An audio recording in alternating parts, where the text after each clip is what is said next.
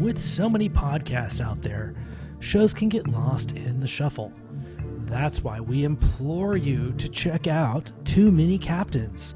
You can find us at amoviepodcast.com.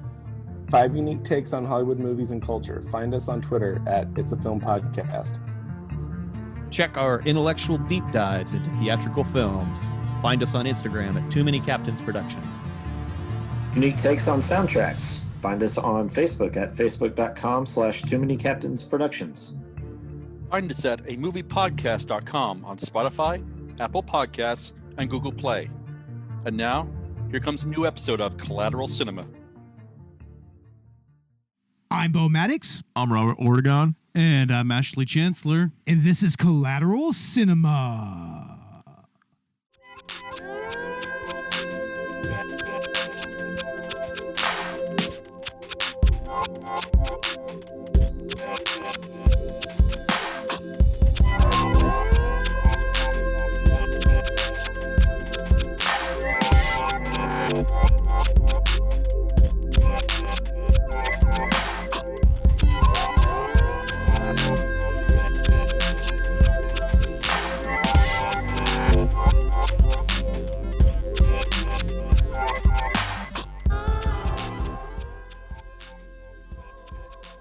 Welcome to the Season 5 finale of Collateral Cinema, the only movie podcast that matters, where we focus on good movies, we focus on bad movies, and we focus on everything else in between in the world of cinema.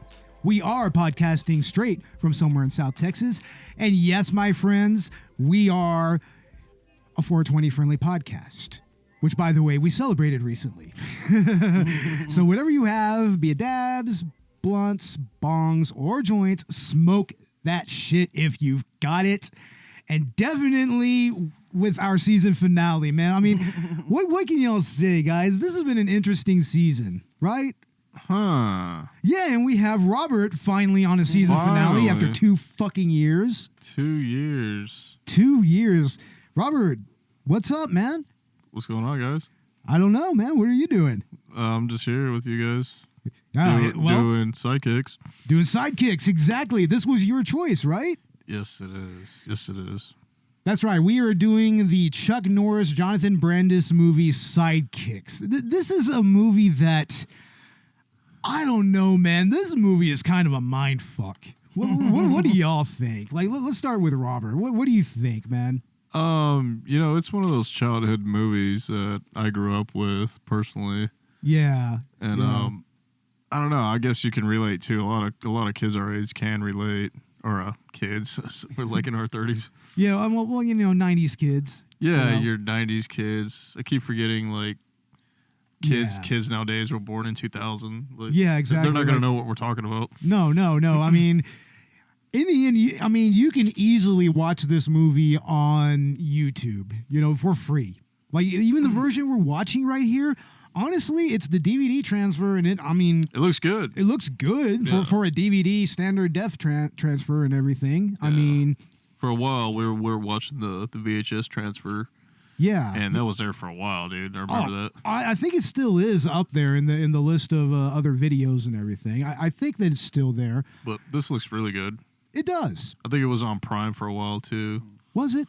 But it didn't really get a whole wide DVD release or anything, right? No, I mean, I actually had this film on VHS, but on DVD, it was really hard to find, dude. Yeah. I remember coming across a copy of it at CD Exchange. The one at, I'll go ahead and plug in the one at I-10 in Wurzbach at the Colonnade in San Antonio, Texas. Go check them out. Good selection there. And, I mean, it was only about $10. It's just that I'd already kind of, bought my movies until I saw that, and I didn't really have enough money to get it after that, but it was calling at me, man. I mean, it was. I almost bought it. Yeah. But I think you can get it for like $10 on eBay. It's VHS transfer. It's not an especially expensive movie. No, to get. Kind of the same way I got Born to Run. Yeah. Right? Get it like that. Kind of in a little bit of a... The same way you would get your Buttercream Gang copy, right? Yeah, more of like a VHS pan and scan kind of thing. There you go, buddy. Yeah. I mean, honestly, this doesn't look pan and scan at all. Like, I don't really see any VHS artifacts here. This is a standard definition DVD transfer. This looks well done. Yeah. Yeah. But Ash, what were your initial thoughts watching Sidekicks? It is literally the plot of the Karate Kid, but instead this kid also has vivid hallucinations about Chuck Norris. So it just makes it a more batshit insane version of the Karate Kid. Yes. Yeah. Because like I said, this movie is a fucking mind fuck. It really is. I love how this kid, apparently has these like delusions because he's just he's daydreaming, and it's because he has asthma. No, motherfucker, he is hallucinating, and it is not his asthma. And I want to punch his dad in the fucking teeth because of how often he brings up this kid's fucking asthma. No, this kid is schizophrenic. Yeah, he needs help. This is serious mental illness that is being portrayed here. Like. Honestly, to the point where if you want to accept Barry, a character played by Jonathan Brandis, who we will get into here in a little bit, but if you want to get into it, I mean, he's almost kind of an unreliable narrator in a way. Well, he is, yeah, and we'll get into it because at the end of this movie, it's really not even clear what exactly is going on. Yeah, it's almost like, they're there and everything, but it's like the events don't play out the way that you think it is. It's just there's just something kind of off about it. Yeah, in a way. And I mean, we'll get into those dream sequences here in a little bit, which I mean that makes up a huge chunk of the movie. But let's go ahead and talk about some of the characters here. Of course, let's go ahead and talk about Barry first of all. Barry Wary. Barry Wary. Oh, yeah, we'll get into that motherfucker here in a second. But, yeah, Barry, I mean, he's a very earnest kid, but like we said, there is something wrong with him, man. It's like, and not saying that we don't want to stigmatize mental illness or anything here, but this kid is definitely going through some things. Man, I mean, yeah, it's more than asthma. He has some mental illness. He is having vivid hallucinations. And even like his fantasies are kind of, yeah, they're a little weird. I mean, it's unclear is he fantasizing about his teacher? Is she portraying a love interest for him or for Chuck Norris? Yeah, that's like this very, very weird thing in here is that for most of these hallucinations, yeah, we'll get into that here in a second. But I mean, Barry ends up actually, training well and actually overcoming his asthma and everything, but obviously his delusions persist. Like even he all makes the way, them his superpower. Yeah, it's pretty much a superpower, and that's because of what his teacher taught him. And I mean, his teacher is Mako. I don't remember he's Uncle Lee, I believe that's the name of his character, but Mako, he was I believe he played Gandhi, didn't he? I think he played Gandhi in the movie Gandhi, maybe. Oh man, I haven't seen that film. No, I haven't really seen that film either, even though it's a kind of an important movie. Like, I mean, we probably should watch it at some point of time. Learn I could be wrong. It could have been someone else, but yeah, Mako, by this point, he was pretty much kind of a legend in, Asian cinema and everything, and also here in America and everything. But in this movie, he pretty much does play the Miyagi character, of course. But I think that his performance is actually pretty fun here. Yeah, definitely. It's a lot of fun. I mean, he does play a very tropey character, though. Even, dare I say, stereotypical a little bit, right? Yeah. Yeah, there's some shit we're going to get into here in a little bit as well. Well, but this is directed by Aaron Norris, brother of Chuck Norris. Yeah, who, by the way, is pretty much one of the main producers and directors of Walker, Texas Ranger. But it basically reads like, Chuck Norris or Aaron Norris watched The Karate Kid and they thought, hey, let's do this movie, but with you, bro. Right? And that's kind of what it feels like, because this isn't the first movie that they collaborated together on. I believe Forest Warrior was one of those, where he was like a forest spirit or something. Yeah. Chuck Norris has always had this weird relationship with indigenous and Native American imagery and whatnot, and kind of fetishizing a little bit. He thinks he's Burt Reynolds. Yeah, exactly. He thinks he's Burt fucking Reynolds. You know what else is comparable to? What's that? Last Action Hero. Oh yeah, because it came out right around the same time, I think, like a year apart or something, and it's the same thing. You kind of have this meta plot involving the actor, so whether that's Arnold Schwarzenegger or Chuck Norris. So if you think about it, it's Last Action Hero meets The Karate Kid. Yeah, except a very truncated version of it. Yeah.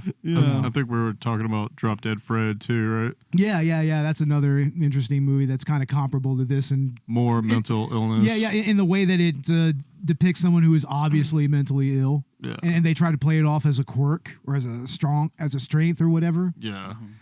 Yeah, but I like Mako's character though. I think that he's probably one of the best characters outside of Norris himself in the movie.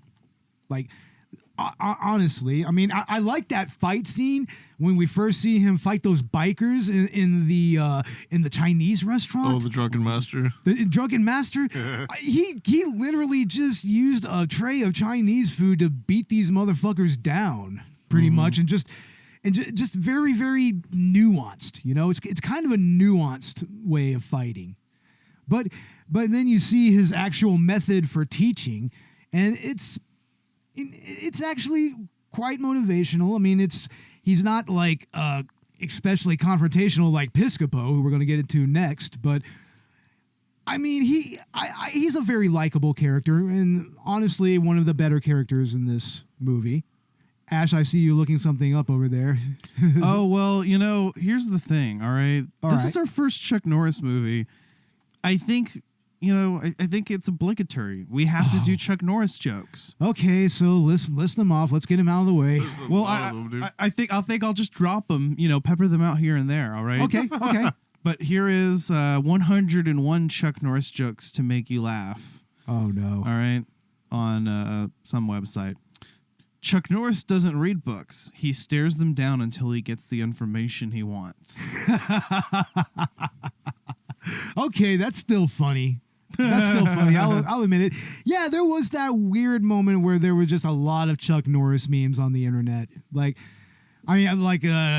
Doug Walker, Nostalgia Critic, he kind of really wrote that meme all the way through back in the day, Yeah. Actually, the Nostalgia Critic review of this movie is pretty funny. It's actually one of his more classic reviews. I mean, if you still watch Channel Awesome and all that shit, Yeah.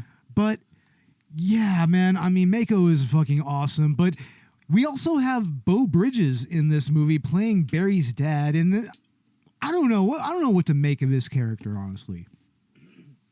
Huh. I really don't. I mean, yeah, Beau, what do you think about he's this supposed character? to be more of a fish out of water, kind of, because they're from Pittsburgh and they're here in Houston, Texas. This is a 100% a Texas movie, because I don't know if Chuck Norris has just always had this preoccupation with Texas. I mean, I think he might be from Texas. I might be mistaken. You know what? I'll have you know, I did participate in a Texas karate tournament, and Chuck Norris did not show up, to my knowledge. Oh, God damn it. And I did not get the chance to ask him to be on my team. Oh, yeah, definitely. God damn it.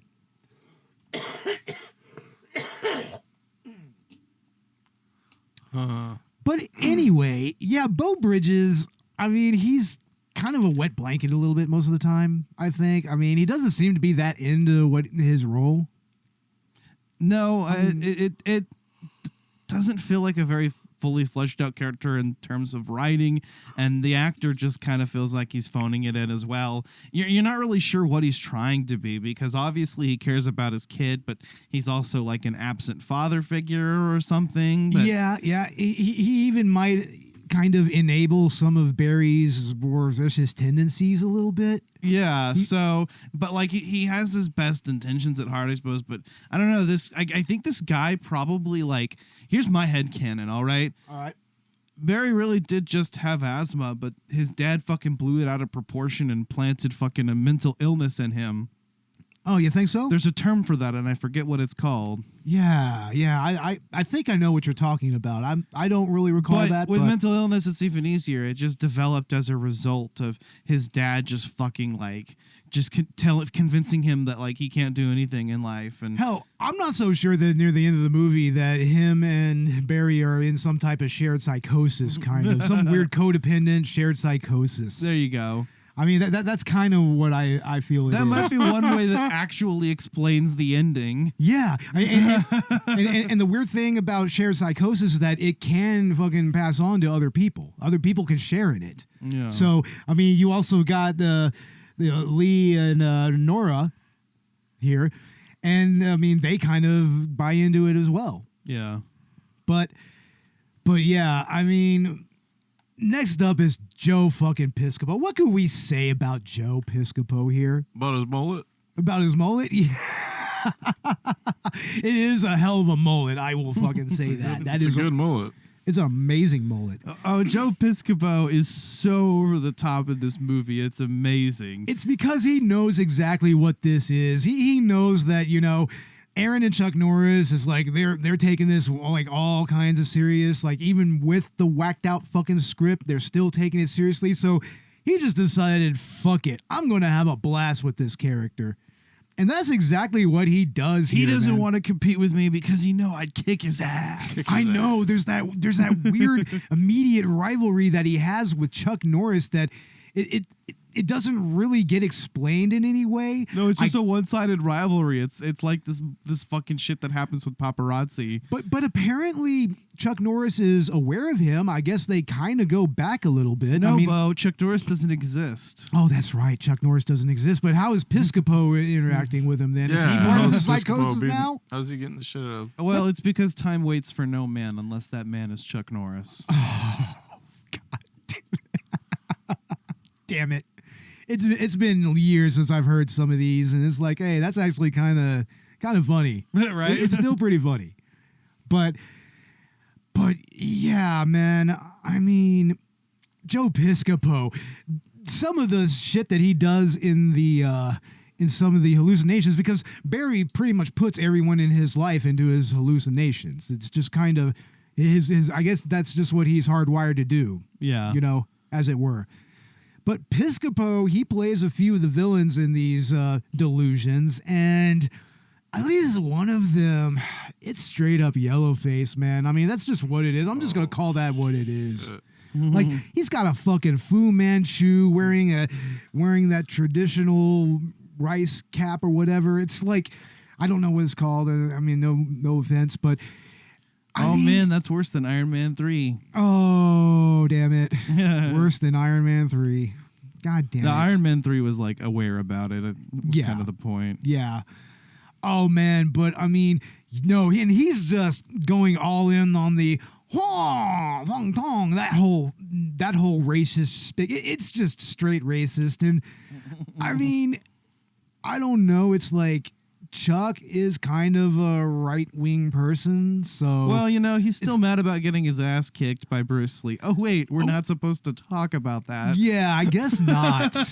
I guess we're not supposed to, even though there is a sly little reference to that in the end fight between him and Piscopo.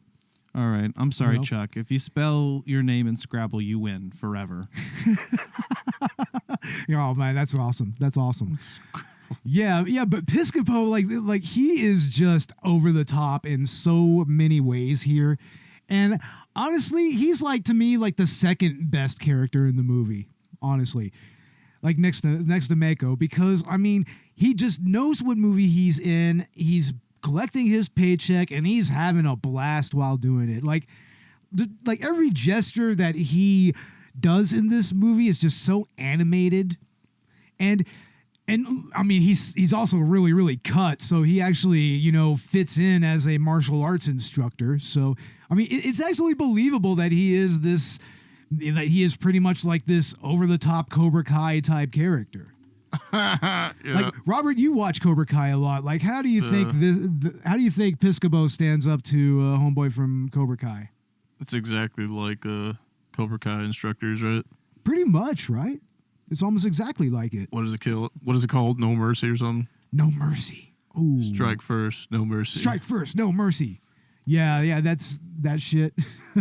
Yeah, too bad Netflix might be going down the can. Going Dude, down the drain or it's whatever. like almost $20 now, right? Oh, what the fuck? And they're going to have $18. ads, and they're fucking going to they're stop. kind of digging their own grave here. Yeah, they're digging their own grave here. And also, Cowboy Bebop was bad. I'm just going to fucking say it. I liked it. It was. I liked it at first, but more I thought about it, I'm just like, but we'll get into that in another episode later down the line. But yeah, Piscopo is great. But of course, the man of the hour here, we'll say Chuck Norris. Chuck who Norris. breathes air 5 times a day. 5 times a day. Motherfucking A. But I mean, he's Chuck Norris. It's just pure Chuck Norris in every way. Like Unadulterated Chuck Norris. And this movie was made using distilled Chuck Norris essence. it was, man. I mean, it just permeates every crevice of this fucking movie. You know, it's just so Norris-y. It's Norris-esque, man. And I mean, he plays pretty much the typical nice guy, you know, but you know, walk tall but carry a big stick type of person, you know, that he is in real life. You know, I mean, admittedly, I mean, even if you don't agree with his politics, he does seem like a nice, approachable person. Yeah, know? I mean, I wouldn't be surprised if he actually does participate in tournaments. Well, he was a tournament fighter for many years. You know, Yeah. I don't know, I don't know that he would go, you know, be somebody's 4th man on the tournament. I don't know if Chuck Norris is that nice of a guy, but I don't know. He probably would be. But he probably talks to people. Yeah, I mean, people could probably, you know, walk up to him and talk to him like they did in this movie, and Yeah. at least that's the energy he's wanting to exude here. He's basically telling his fans, like, "Come on, approach me." Yeah, he's pretty much always been like that, even throughout like Walker, Texas Ranger, which that's another thing that's just pure distilled Norris right there. I think that's what gave birth to Chuck Norris jokes. Yeah, Because pretty Chuck much. Norris has always just presented himself as like messianic. Yeah, very much so. So yeah, that mystique just kind of, you know, arose around him. Yeah. And everything. You know? Robert, what's your take on Chuck Norris, man? I mean, we just watched the Way of the Dragon fight, which is classic Norris and classic Bruce Lee. Yeah, I think he's okay, but no, he's great, man. I liked all his movies in the '80s too. Yeah. It's I don't know. it's understandable that Barry would be a fan of it. Yeah, everybody has a childhood hero, right? Like mine was Jason David Frank. I mean, I don't know who yours was. My childhood, I was probably one of the Ninja Turtles, maybe. I don't fucking remember, or maybe one of the Ghostbusters. Bill Murray in the Ghostbusters. There we go. Bill fucking Murray. Who was yours, Ash? What's the question? Childhood hero. Like my just childhood hero? Yeah, mine was the Green Ranger, Jason David Frank. Spider-Man. Spider-Man. Fuck Spider-Man. yeah. Fuck yeah. Fucking Tobey Spider-Man. Maguire. Tobey Maguire. Tobey Maguire. Spider-Man. Yeah. Okay, you know what? I'll go ahead and say this. I know who was a hero of mine for a while. Indiana fucking Jones. Oh, Indiana fuck Jones. yes. Fucking Indy, man. I mean, he was a history nerd and he knew how to fucking kick ass, dude. I think he's the better Harrison Ford character over Han, honestly. Oh, all the way. Indy is classic.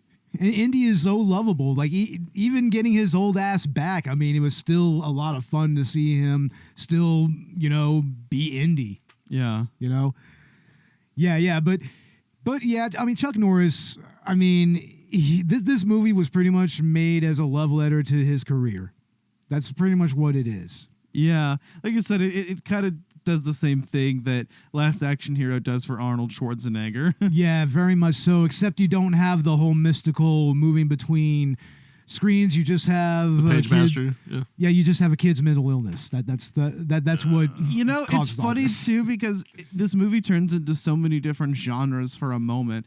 Yeah, and I think all of those scenes are, at least most of them are direct references to Chuck Norris films. Yeah, we're going to get into those here in a little bit, but there's a couple more characters that we got to talk about, you know, like Cinelli. Fuck Cinelli. Or Cellini or whatever his name was. I think it was Cellini. But this kid, it's like he's just the atypical fucking bully. or stereotypical, I should say. Yeah, He's just fuck him. yeah, fuck Cellini, bro. Fuck that guy. And I Cellini, mean, yeah. there's not really a whole lot more to say about him as a character. I mean, he's simply just the bully character that's also a martial artist. I mean, he's pretty much there to fulfill that trope and not much else. Well, and they establish him as the rival, but like if you think of like this movie doesn't even end on the note of them facing each other in combat or anything. You know, they're competing against each other by punching bricks. So it's kind of an odd rival. Well, I have a thought about that. My thought about that is by that point that they got to the end of the, like at least with the script, when they got to the ending scene, their face off or whatever. Yeah. Like I think that they finally realized how derivative this was of Karate Kid. Yeah. And they realized that maybe having them fight in the end would be just a little too obvious. The original draft of the script had him fucking limping on one foot, having injured himself. Oh, wow. That's probably what would have happened. Exactly. That is exactly what would have happened, probably. Yeah, but that's what I think happened there. It's like, instead of a fight, do a brick breaking competition, you know?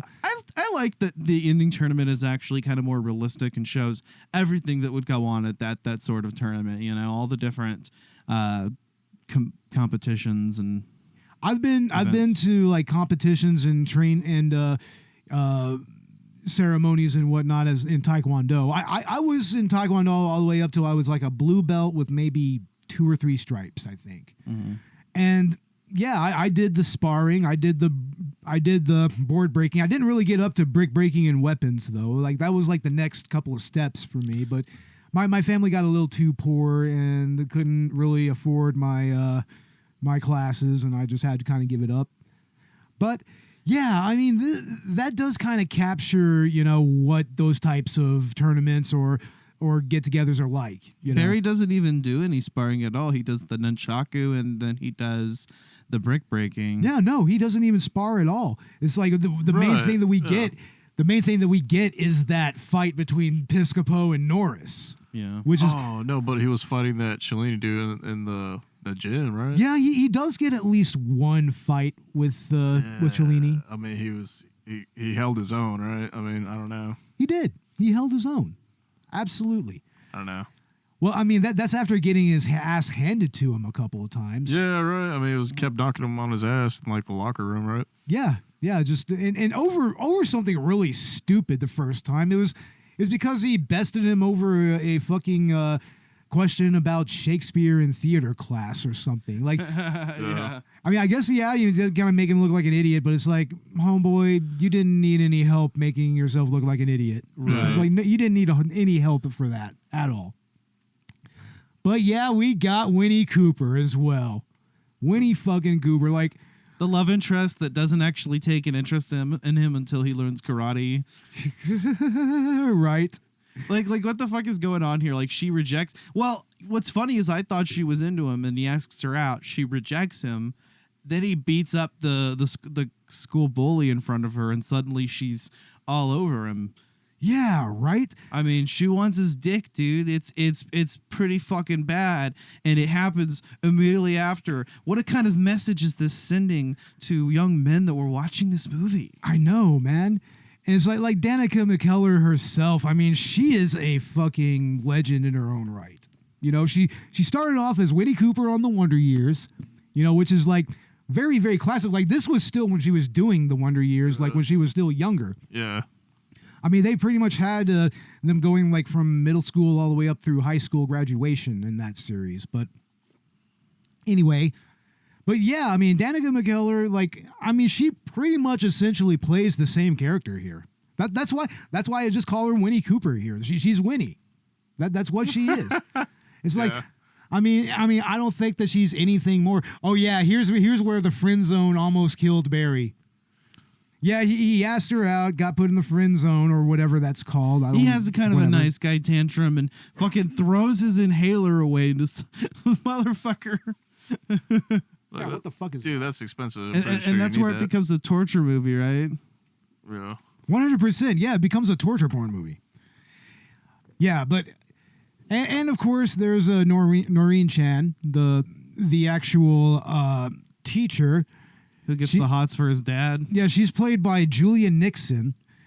And yeah, I think that she's actually a pretty good character. And she is, she is pretty much the love interest for the dad, which is just like telegraphed from a mile away.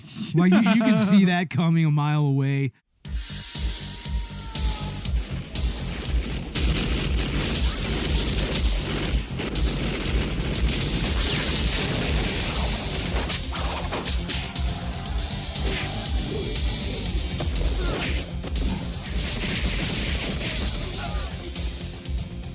Thanks, Barry. Thanks for helping me out again. That's all right, Chuck. That's what sidekicks are for. I've had talks with him about the daydreams. He's made up this world where he can be, Chuck Norris? He says they're sidekicks, but they do things together. Barry is only a winner in his dreams.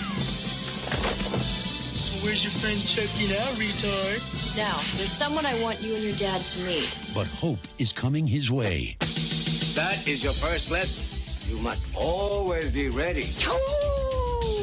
I will help you learn what you want to know.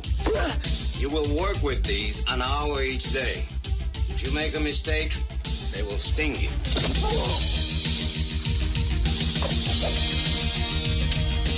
Look out! Start climbing. Now he has the guts to try, to be worthy of his idol. Hey, Barry, don't listen to them. Listen to me. I'll race you to the top. I can't. Who's he talking to? You can do it, Barry!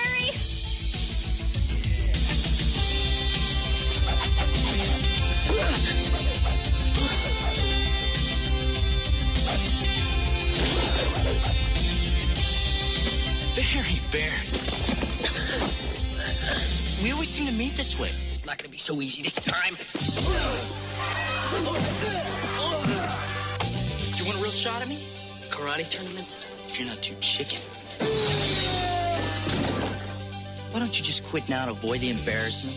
His hero is about to step out of his fantasies. I am Chuck Norris. And fight at his side. Why don't you and I go win this thing, huh? A dreamer, a champion, an unbeatable team. Sidekicks.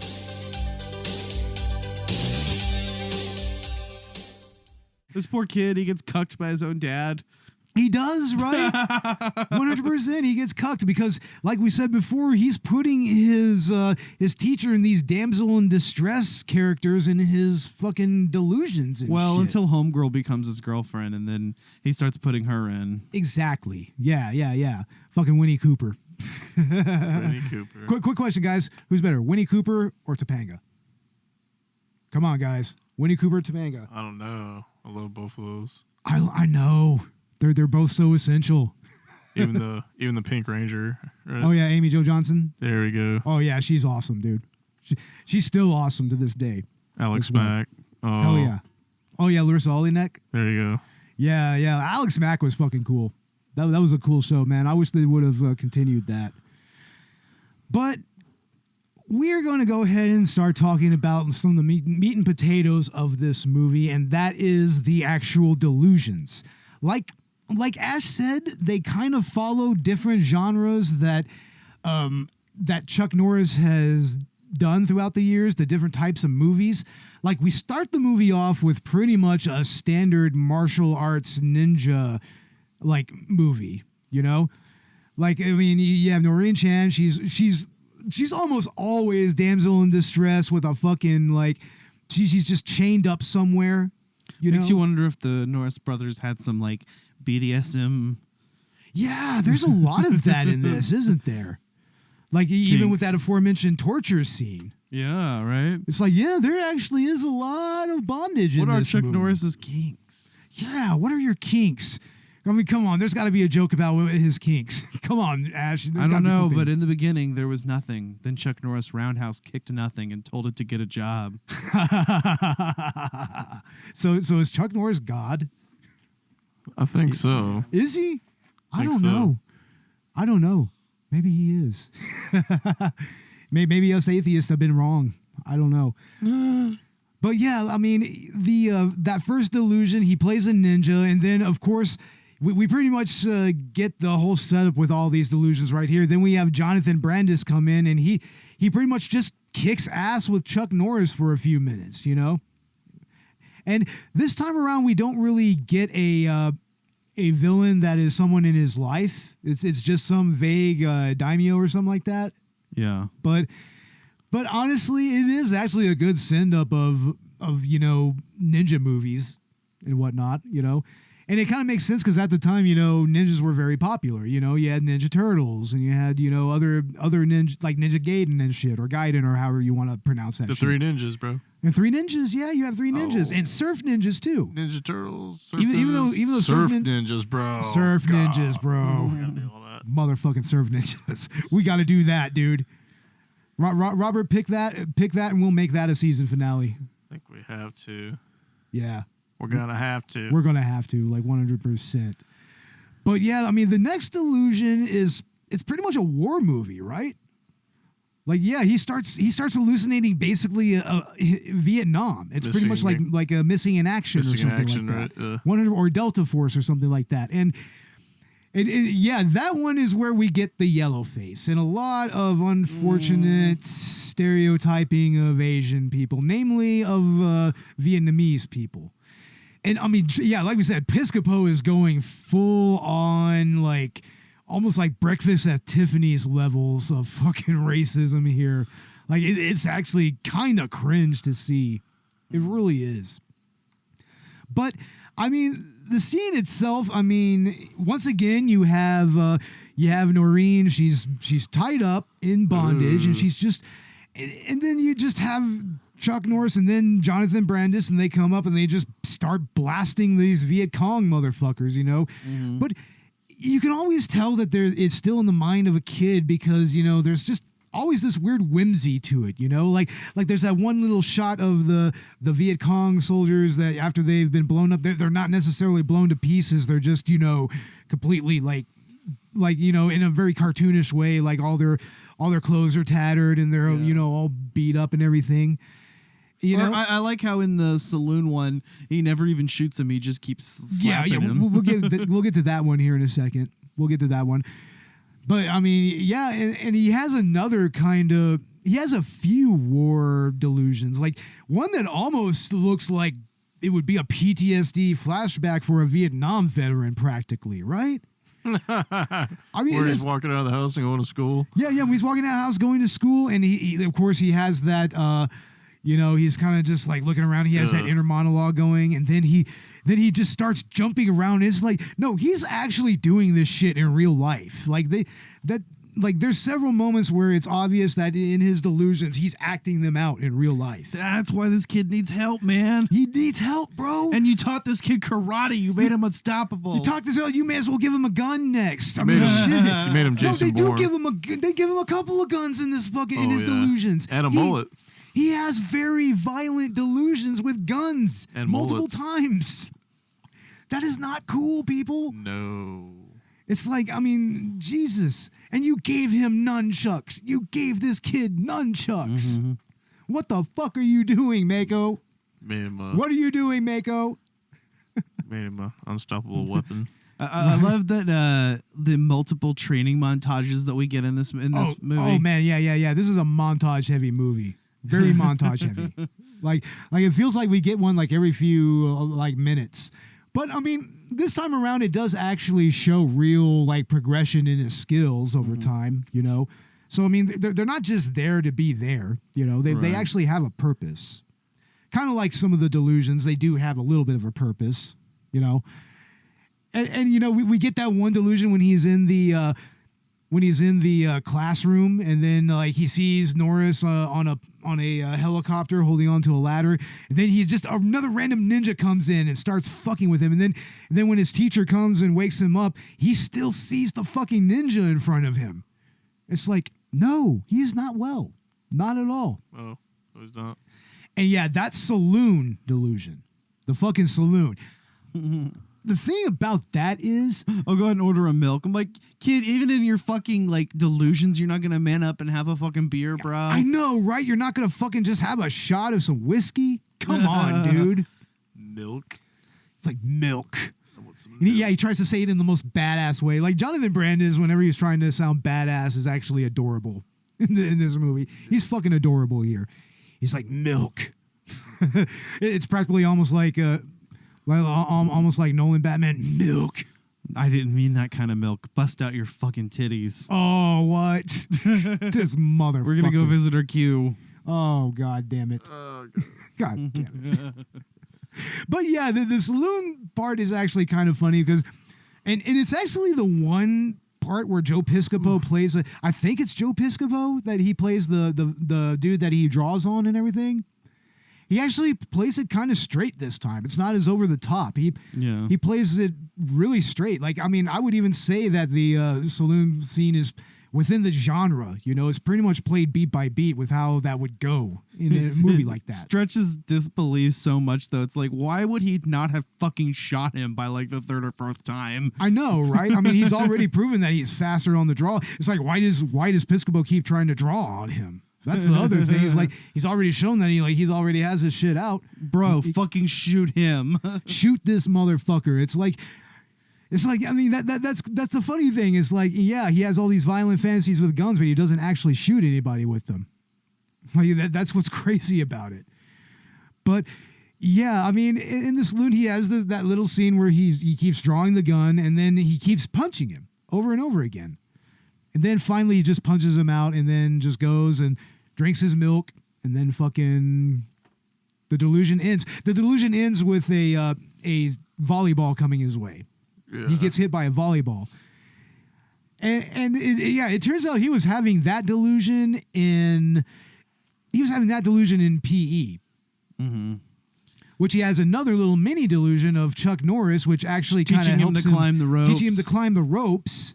You know, which is like that's where they start giving him superpowers. He starts harnessing the hallucinations. Exactly, and you can you can obviously tell diegetically they can see him talking to him. Like they pointed out, he's like, who is he talking to? Like the coach is like, who is he talking to? Like they're all looking at him like he's fucking crazy, and then all of a sudden he just ups and starts climbing a rope. Why is the coach also so over the top? No sleeping in my class. Oh, the coach is ridiculous here.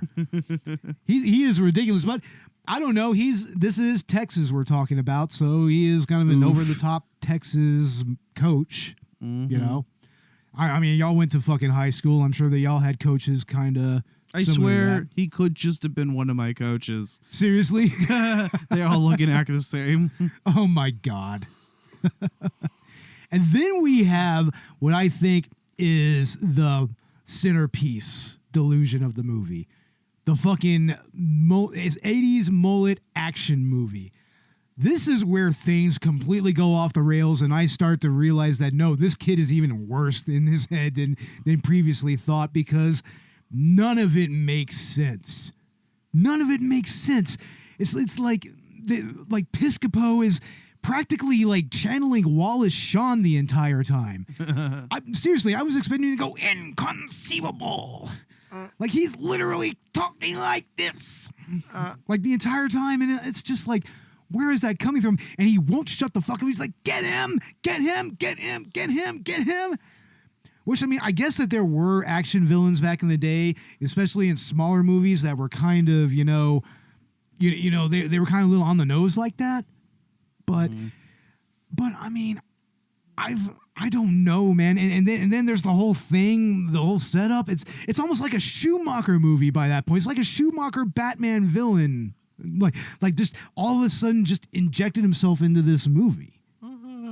Like I don't understand that. That's fucking crazy. Oh, he's doing the nunchucks. Oh yeah, he's training in the nunchucks in this training montage, which usually happens in parks, in the park in Houston. Which is nice. I would love to train martial arts in a city park. That would be fucking awesome. But anyway, let's talk about what we think is the final delusion, which is most of the fucking martial arts tournament. Right. So we get scenes of other people besides Barry talking to Chuck Norris, and Barry isn't present for those. In fact, there's information that's intentionally being withheld from him, but then all of a sudden he's aware of it. So I don't know, maybe this adds to the whole unreliable narrator thing, but you're led to believe that this is the real Chuck Norris. And he decides to become the fourth man in his team. He kicks Joe Piscopo's ass. All of this happens. And then Barry fucking talks to him one last time and he disappears, suggesting that he was a delusion. And it's like, so then what fucking happened during the tournament? How much of that was real? What's going on? Yeah, it's never really clear. And then there's the whole angle where, you know, Mako and Noreen, like they're the ones that actually go off to get Norris to be a part of their team. Mm-hmm. My theory is that he said, "I'd love to, but I just can't. I got other obligations," and they found someone else to fucking take his place, and he just hallucinated Chuck Norris the whole time. I guess so. Either that, or they never fucking actually competed, and all that was in his head because he was just that. That's the only other alternative. That's the only other alternative there. Or Chuck Norris was there and then he fucking dipped, didn't even say bye to the kid. Yeah, right. Man, my theory is like Chuck Norris was there. It's just that Barry was absolutely hallucinating his interactions with him. Yeah. And possibly even his family and his trainers' interactions with him as well. I don't know. I do think that the Piscopo and Norris fight actually happened in the tournament, you know. But yeah, there is once again that ending scene where, you know, instead of a fight, which honestly I think would have been kind of trite a little bit, like they have the breaking scene, which I think is actually pretty cool. You know, it's like it's a good demonstration of martial arts prowess and everything. Right. Right. But I mean, it ends on a crazy note, like in that last moment where, you know, Barry is talking to Chuck, like he says, "Oh, thank you. I was happy to be here," and he just vanishes out of nowhere. They walk off with their trophy, and then there's a little kid that picks up the Black Belt magazine with Chuck Norris on the cover. And it turns out that he's in a wheelchair. That's right, kid. Whoa. Chuck Norris cures asthma and he cures paraplegia. he cures paraplegia 100%. Quadriplegia, whatever. Yeah. No, it's paraplegic, isn't it? Yeah. Quad would be, yeah. Can you say Chuck Norris's name 3 times? Yeah. Will he appear? Will Chuck Norris appear? I don't know, but when God said, "Let there be light," Chuck said, "Say please." So to answer your earlier question, Bo, yes, I think Chuck Norris is God. Chuck Norris is God. Yeah, Chuck Norris godhood confirmed. Makes a lot of sense. It makes too much sense. How he just appears and reappears like God out of this movie. You know? Yeah, that's right. He's God in this movie. Exactly. Chuck Norris will heal all. He heals all. He knows all. He has a mug of nails instead of coffee in the morning. Whoa. Damn. That's pretty hard. What? That's some hardcore shit. That's hardcore shit, man. Man, Chuck Norris is amazing. His tears cure cancer, bro. Too bad he's never cried. Oh. God damn it. Yeah, I've never seen him cry. It's true. All right, one more and we get to final thoughts. One more. If Chuck Norris were to travel to an alternate dimension in which there were another Chuck Norris and they both fought, they would both win. Ooh, wow. That is true. That would 100% happen, bro. I want to see that happen. Schrodinger's Chuck Norris. Yeah, Schrodinger's Chuck. Except it's a tautology, like he always wins. Yeah, he always wins no matter what. Yeah. Anyway, final thoughts time, guys. I guess we can go with Ash first. Oh, I mean, I think if you grew up with this movie, there's going to be a lot in it for you. I think this is something that, like, it probably has a huge nostalgic factor to it. I kind of enjoyed it for the campy experience that it was. I don't know if I'd recommend it to anybody. I think it's not a very good movie, but it's still a lot of fun. And I don't know, it's something that would be fun to get high and have on in the background. Yeah. Like we say about a lot of movies that are just not shitty, but not like bad, not like great. Right. Yeah. Yeah. It's like there's a lot of movies that are kind of middling like this. And hey, it's got Chuck Norris, so yeah, it's got Chuck Norris. I mean, yeah. Robert, what are your final thoughts? Yeah, it's a great movie, and I did grow up with this one, and I think I just liked it even more because we watched a Cinema Snob episode of it. Oh yeah, that's right. There was a Cinema Snob episode of it. So watching that, just and then we went back and kind of dissected it even more, dude. It was I know, right? Yeah, that was awesome. It was awesome. Yeah, I think we watched the Nostalgia Critic one as well. Yeah, we watched it, and it's like, wow, it's like, this is just like jarring, right? Yeah. I mean, it's like, what do you think this says about mental illness? Oh, I think mental illness is something to be taken serious, really. It should be, and this movie demonstrates that. Yeah, and you probably shouldn't haze people, really. I don't know. Damn, I feel like we should have got Captain Nostalgic on this fucking episode. You know, he probably would have put this into perspective a little bit. But yeah, I'm just going to go ahead and say my final thoughts. This is one of the weirdest mindfucks I've ever seen from a movie about Chuck fucking Norris. Like, I mean, for one, the whole meta angle is strange. I mean, it's clever, I guess. It's a good idea. It's kind of, like we said, it kind of been done before with Last Action Hero and arguably better. But here it's just meta in its own sense. It's mostly told through the eyes of a mentally ill boy with physical ailments who, overcomes the physical ailments, maybe not so much the mental illness, but I mean, I like the characters here. I mean, the script is all over the place. It's just absolutely fucking all over the place. It's like, I mean, you don't know what is what. It's like the delusions and the hallucinations just come and go, and it makes for an experience that I'm just sitting here and I'm just like, are we watching like a fucking Lynch movie? Is this Lynch? Is this like some weird Cronenberg shit? Like, what the fuck?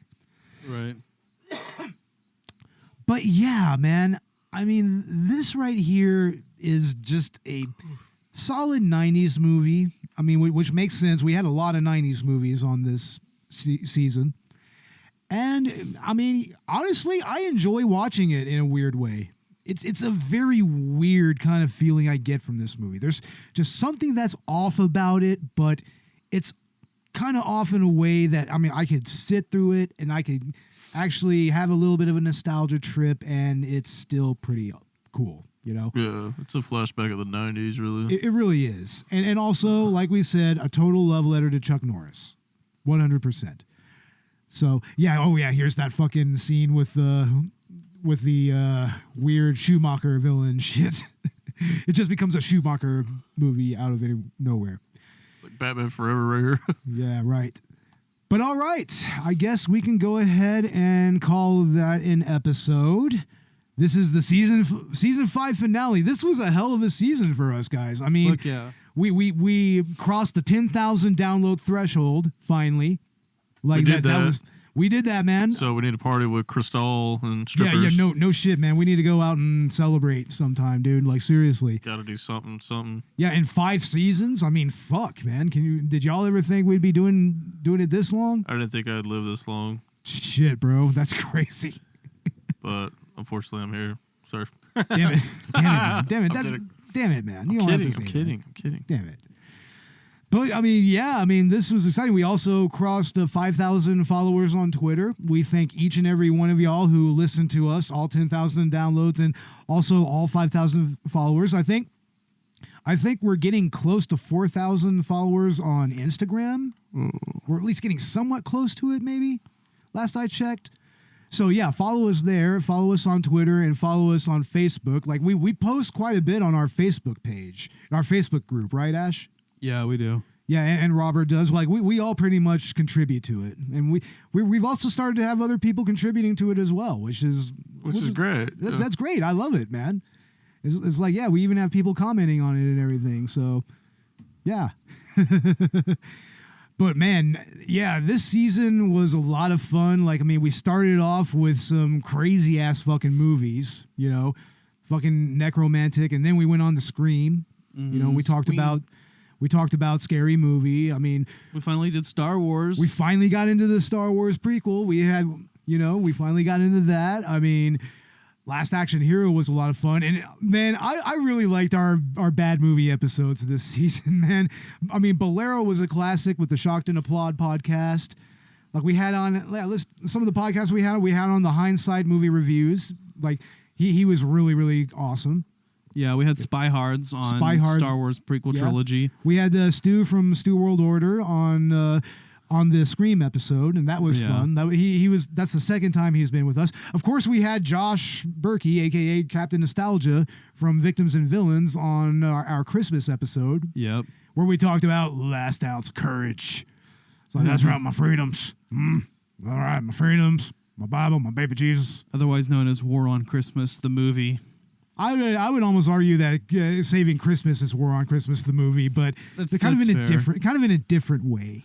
I would say. Now we also did So I Married an Axe Murderer with Megan, and that was awesome. That was a lot of fun. That was a very different movie for us to get into. You know, I mean, honestly, we probably need to do more fucking 90s comedies. To tell the truth, honestly. And honestly, like I liked the Last Action Hero movie review. That was a lot of fun. But yeah, this was a really fun season, everybody. We thank you for joining us. We thank you for all the follows on social media. We would love for that to kind of translate into Patreon subscribers. So check out our Patreon page. We have full-length commentaries, and we start at $1 if you just want to support the show, and up to $5 where you will actually get full access to everything. And yeah, check us out on Podchaser and also on Good Pods. We charted again on Good Pods recently, guys. So I mean, there are people that like to listen to us there. Fuck yeah.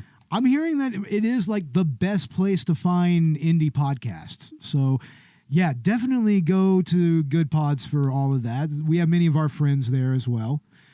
And I mean, many thanks to the Podern family, to Pod Nation, Indie Podcasts Unite, you know, to film Twitter in general, horror Twitter, anime Twitter even. That's right. We did some anime. We did at least one anime movie. We did. Yeah, we've actually got our Cowboy Bebop episode that is technically part of this season, still planned to release sometime before the next season. Yes, except we're actually going to kind of expand it. We're going to talk about the series proper, the original animated series, and we're going to talk about the movie, and we're also going to talk about the live action series. Yeah. We're just going to kind of go through all of that. Like, I mean, we might even go ahead and do like a full hour and a half episode or something like that. I don't know. But yeah, we have that coming up. I mean, we are going to continue to release episodes after the season is over. We're going to continue to do director's cut episodes. Might even do a free commentary here or there, and also a Patreon commentary. So check us out there. And you can also find us and Collateral Gaming, which we're going to see what's going on with them here in a second. You can find both of us on Spotify, on Podbean, on Instagram. Man, I'm getting all flustered. Apple Podcasts, YouTube. I think we're all getting a little tired here. Yeah. But yeah, Ash, what's going on with Collateral Gaming real quick? Well, we are going to be talking about Hellblade: Senua's Sacrifice this month, and then finishing off the season with Fire Emblem: The Blazing Blade. Excellent. That's going to be cool.